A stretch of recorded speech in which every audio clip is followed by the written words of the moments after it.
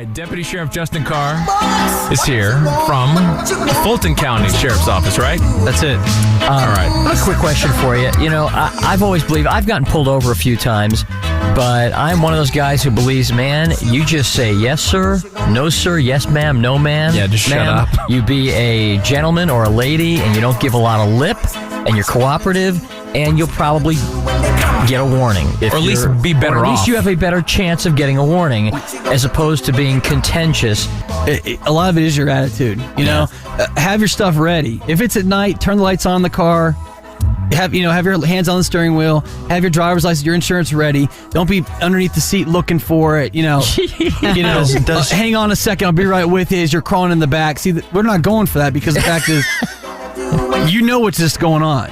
Anybody with any kind of reasonable thought should have their driver's license in their pocket anyway. Not underneath people the seat. act stupid, though. And that's why people are like, well, why are cops so aggressive? Because, you'll deal with 20 great people during the day that just hand you your driver's license, insurance, say, hey, I'm late for work, gotta go to the doctor. And then you'll get the one guy who he's been locked up 5 or 6 times. He knows he's going back because he's out on probation or parole. He's got a warrant, and he knows he doesn't have a license, but he's digging underneath the seat because what's on the seat? Maybe he's got a bag of weed or maybe he's got a gun, and then we start getting a little nervous because if I can't see your hands, what do you come out under the seat with? I don't know. Yeah, who in their right mind would start digging under the seat? You wouldn't believe how many people. Let's get some listeners in because we got a bunch of people in line waiting to talk to you. Samantha.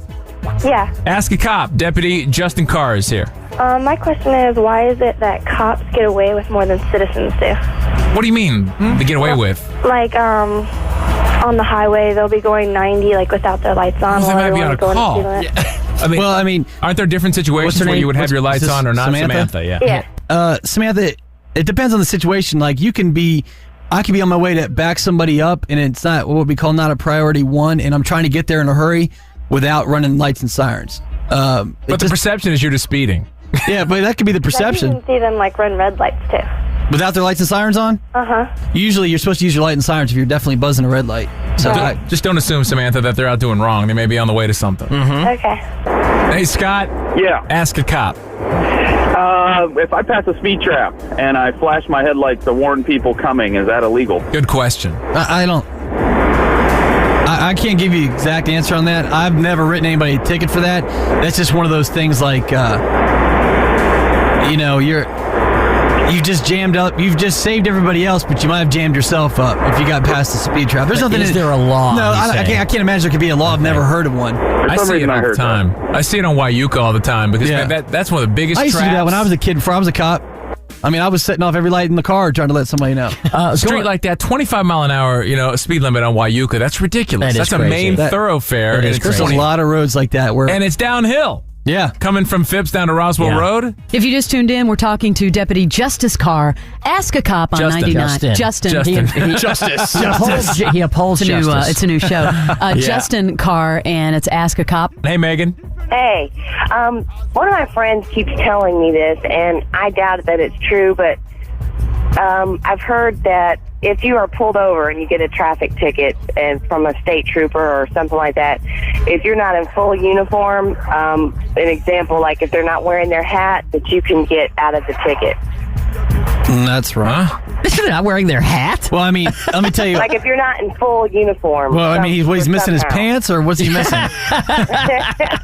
Yeah, what would he be missing? I mean, let me tell you what. Troopers, they are required by their own policy and procedures to have their hats on all the time. Now, me personally, even in the car? Yeah. Well, I've seen them drive. Some of them drive around with it in the car, but that's a little much, isn't it? Yeah. But in some states like Ohio, they're like driving around with it on all the time. Really? I mean, you get in the car, your head. It's part of the whole persona. Me personally, tactfully, if I'm trying to be tactful, I'm not going to wear a hat because you get on the interstate and those cars going by, it blows off. See a hat.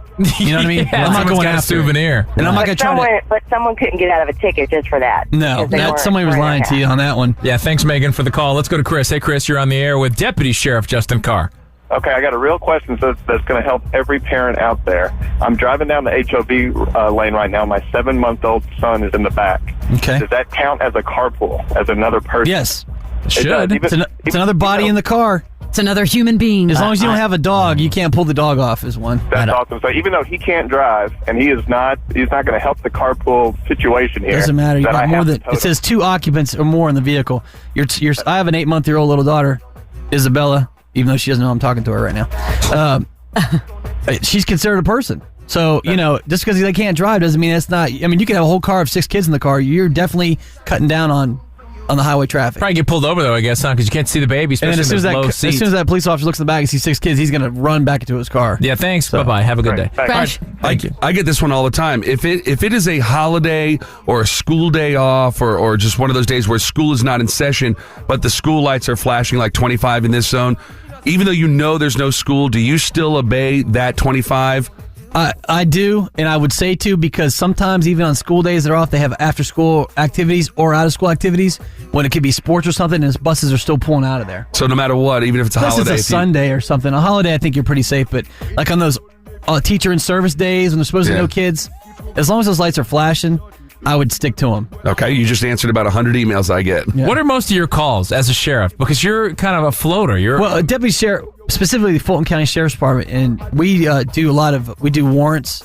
We run the jail, we run courts. So it's basically a transition. We are not as they call a full service sheriff's department, like maybe Cherokee County. You don't get called to like domestic. The only time we ever answer calls, or I'll answer a call, is maybe during shift change for Atlanta. That they'll be, it's like that 3 o'clock, 3:15, and they're trying to put 20 guys on the road, and they've got calls to swamp, maybe armed robberies or something like that. Is that the best time to rob at 3 o'clock? No, because we're out there too. I mean, there's always crossover. I always wonder that because on a shift change. Is that the best time to go and commit a crime? Every department's different. Like some departments work 12-hour shifts, some work 8, some work 10. So there's always a crossover. Don't think just because it's 3:15 that there's nobody out there. Rich, right? Yeah, I gotta think. After years of dealing with, I guess drunks and people on drugs and whatnot, what's the best excuse that you've ever heard for someone trying to get out of a ticket? My wife's at home waiting for me. And I haven't been home in 2 weeks, so I've been working too much. Oh, so he's rushing home. He's rushing home to take care of business. I said, well, if it's been 2 weeks, another 5 minutes won't kill you, buddy. Yeah. How many times? Go ahead, Leslie. Have you ever had a female, though, like sort of not exactly proposition you, but say she'd do anything to get out of a ticket? Or lay it out. They've had them. I've had them wear skirts up? Those button-up dresses. Yeah. Completely open with nothing on. You mean we're talking when you get to the car? We're talking like cheetah-type girls like that. That's why Lady Crash never had a ticket. All right. That's right. That's right. You mean when you get to the car, they're already unbuckled? They're unbuckled, unzipped, the whole works. Good morning. How are you, officer? Okay, does it work? Does it work? No. This is the first person you scratch. You should act like you don't even see it. Exactly. I do. I mean, how you doing? I just nice ass.